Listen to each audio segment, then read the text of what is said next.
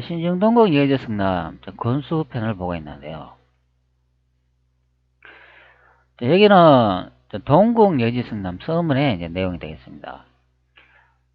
한국고전종합 데이터베이스에 올라와 있는 이 신정동국 예지 승남을 보면은 이 전체 그런 신정동국 예지 승남에 관한 내용인데, 여기에 많은 정보는 없는데 여기에 이제 동국 예지 승남 서문의 내용이 2개 정도 이제 올라와 있는 것 같습니다.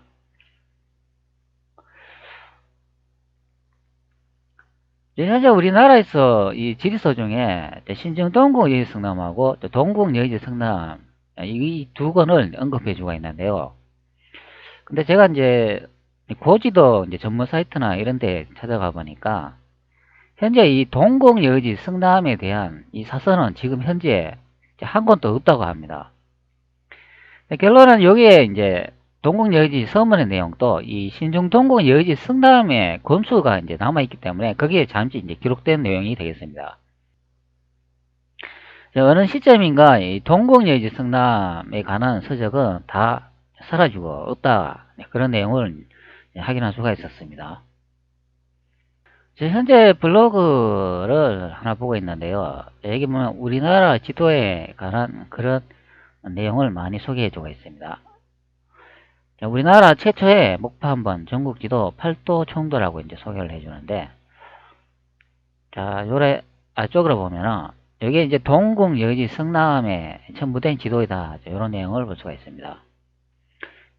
여기 이제 동국 여지 성남에 기록된 지도라고 하는데, 이거 동국 여지가 아니고 여기에 아쪽에 나와 있는 것 같이 조선 중기에 관련된 신정 동국 여지 성남에 첨부된 팔도 총도가 되겠습니다. 여기 이제 설명을 이제 보면은 동국 여지 성남은 공조 판서였던 양성지가 1478년 성종 9년에 정원에 완성한 팔도 지리지를 토대로 문사들의 시문집인 동문선을 합쳐 1481 50권으로 편찬했다, 이런 내용을 볼 수가 있는데, 신정동국 예의성남에는 전국 지도의 팔도 총도와 도별 지도 8장과 총 9장의 지도가 수록되어 있다. 앞서 편찬된 동국 예지 성남의 지도가 수록되었을 것으로 추정한다, 이런 내용을 볼 수가 있습니다. 그리고 여기 위쪽에 보니까 아쉽게도 오늘날 동국 예지 성남은 전해지는 것이 없다, 이런 내용을 확인할 수가 있습니다. 자, 여기에 나와 있죠. 그러니까 요 지도는 신정동국 여지 성남에 나와 있는 팔도 총도가 되겠습니다. 신정동국 여지 성남에 보면은 각 도에 이제 지도가 있는데, 여기 설명한 것 같이 총 9장의 이제 지도가 있습니다. 제가 이제 확인해 보니까 도별 지도하고 전국도하고 이렇게 지도가 9장 있는 것을 이제 볼 수가 있습니다. 자, 요렇게 전국 팔도 지도하고 이렇게 도별로 이제 나타내는 이제 부분도가 있는 것을 이제 확인했습니다. 이 지도를 이제 확인해 보니까 이 한반도 이제 지도인 것을 이제 확인할 수가 있겠습니다.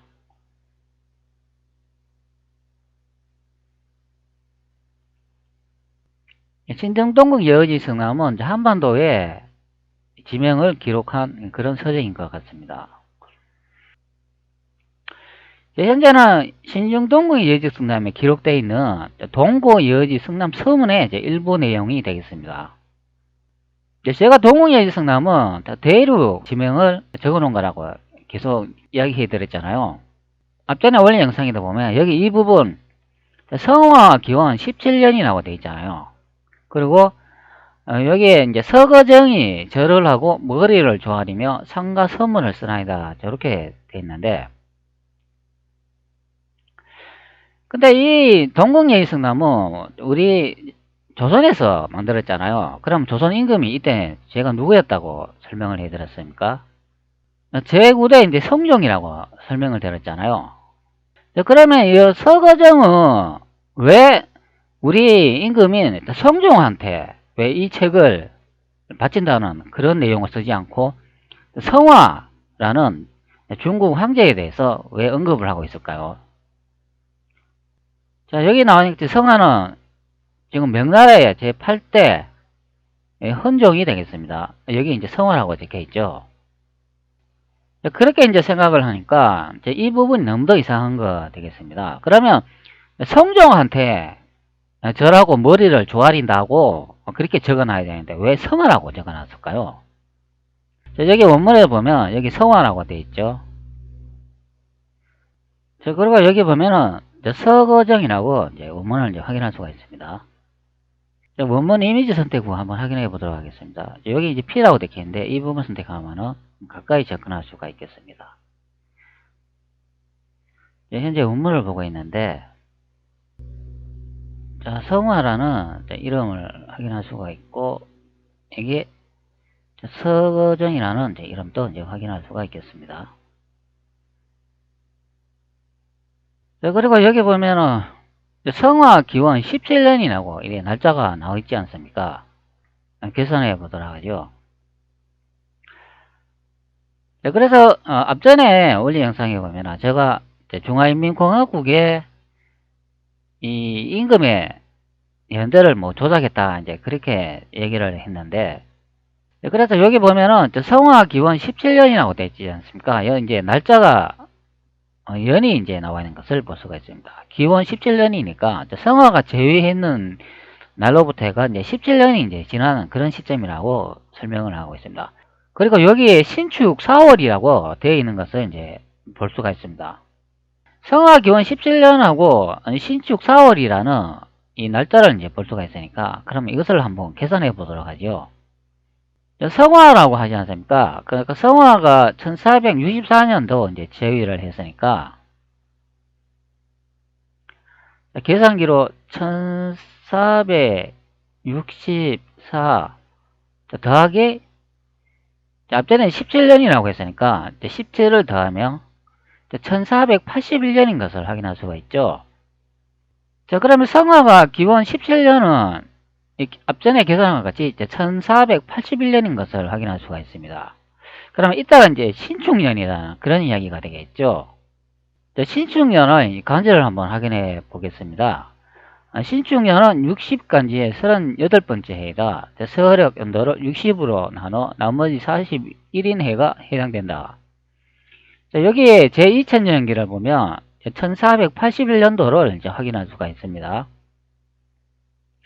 자, 여기 이제 계산기를 보면 1481년도가 나오잖아요. 성화가 1464년도에 제위해가 이제 17년쯤에 동국예지성남이 기록됐다고 하니까 요때 연대를 계산하니까 1481년 여기에 1481년 이제 신축년인 것을 확인할 수가 있습니다. 자, 그러면 성화 기원 17년 창룡 신축 4월이라고 됐으니까 그러면 이 연도가 이제 맞다는 것을 이제 확인할 수가 있죠. 자, 그러면 계산기로 계산했을 때 1481년도라고 이제 계산이 되지 않습니까? 이게 바로 신축년이 되겠습니다. 현재 국사편찬위원회에 우리 역사안에서 와 있는데요. 동궁이여지 성남 서문의 내용인데 여기 보면 이 사례는 1481년 성종 12년 서거정이 동궁여지 성남을 완성한 후 지은 서문이다. 이렇게 내용이 적힌 것을 볼 수가 있습니다. 자, 그러면 앞전에 계산해야 하는 거 1481년도하고 일치하는 것을 볼 수가 있죠. 자, 그러면 여기에 이제 성종 12년이라고 되어 있지 않습니까? 신준동궁 예의성남 돼가지고 한국민족문화대표과사전은 어떻게 나와있는지 한번 봅시다. 자, 여기다 보면 55권 25조 조선전기의 대표적인 간천지리서이다. 이 책은 세 차례 수교 과정을 거쳐 완성되었다. 원래 동궁여지성남은 1480년 성종 12년 오석건으로 편찬되었다. 여기다 보면 동궁여지성남은 1481년에 성종 12년에 완성됐다고 설명을 하잖아요. 자, 그러면 여기에 신중동궁 여지성남에 성화 기원 17년이라고 이렇게 적는 게 아니라 우리나라의 임금인 성종 12년이라고 이렇게 적어놔야 정상 아닌가요? 그런데 왜 여기 성화 기원 17년이라고 되어 있습니까? 그러면 서거정이 이 책을 만들어 가지고 중국 황제한테 그러면 바치는 서적인가요?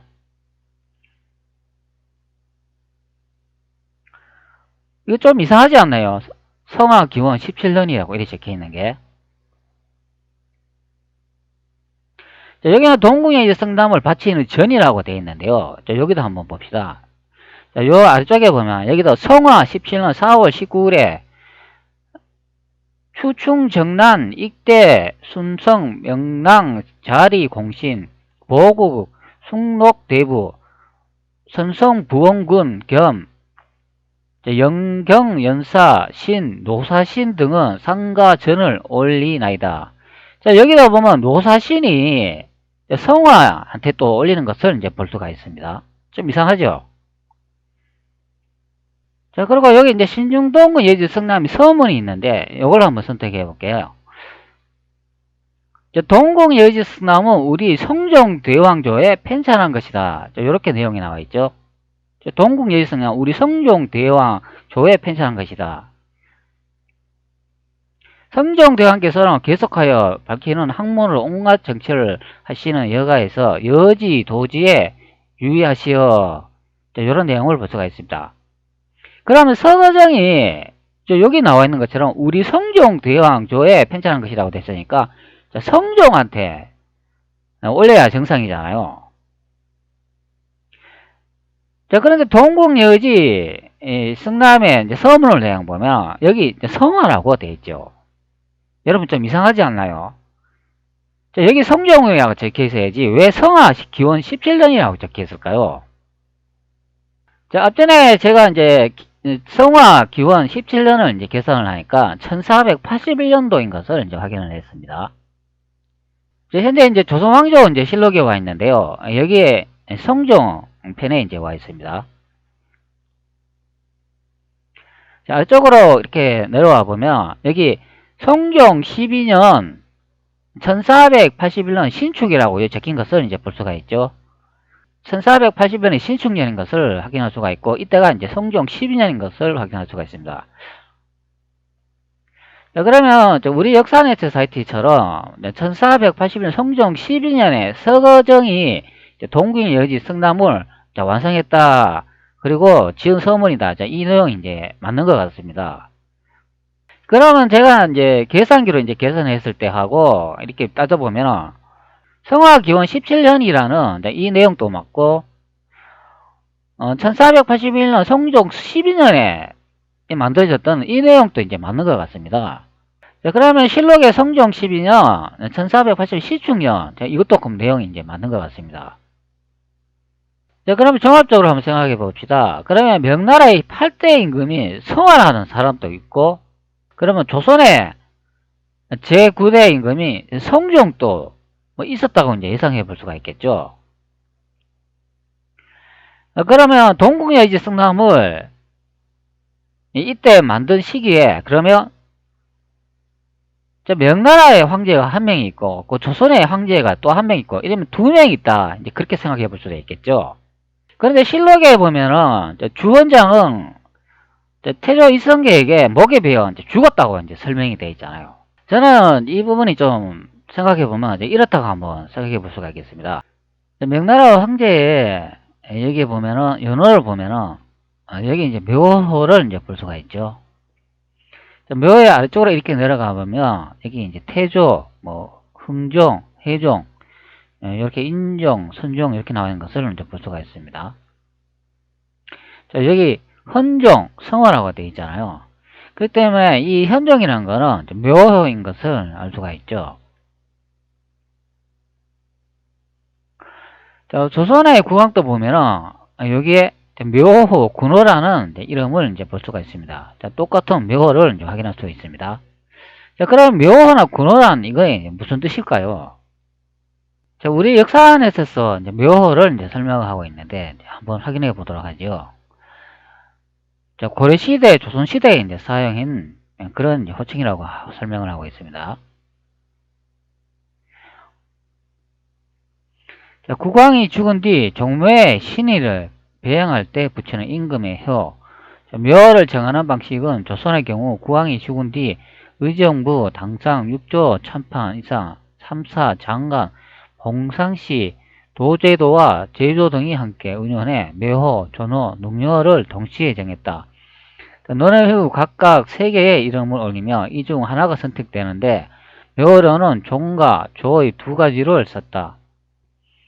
신라시대에는 오직 무열 왕만이 태종이란 묘를 가졌고 고려시대에는 태조만이 조자 묘를 받았다. 다른 모든 국왕은 종자의 묘를 받았다.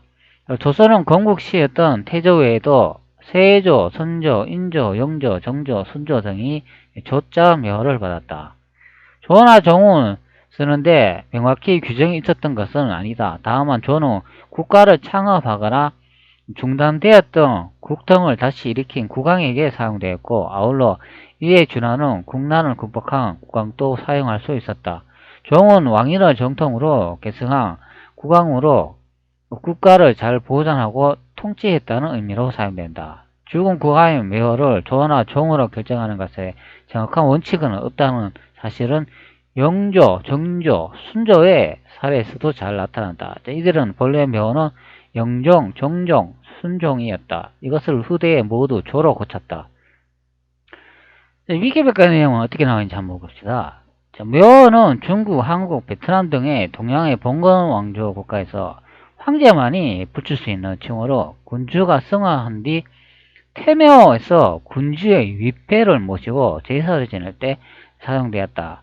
2글자로 이루어졌는데 앞자는 시호법에 따라 군주의 치세와 업적을 뜻하는 글자인 시자이고 뒷자는 조 또는 종을 붙이는 종호이다. 군주와 신하 모두에게 바쳐질 수 있는 시호와는 달리 묘호는 오로지 종모의 그 위패가 합체된 황제만이 받을 수 있었던 미칭이다.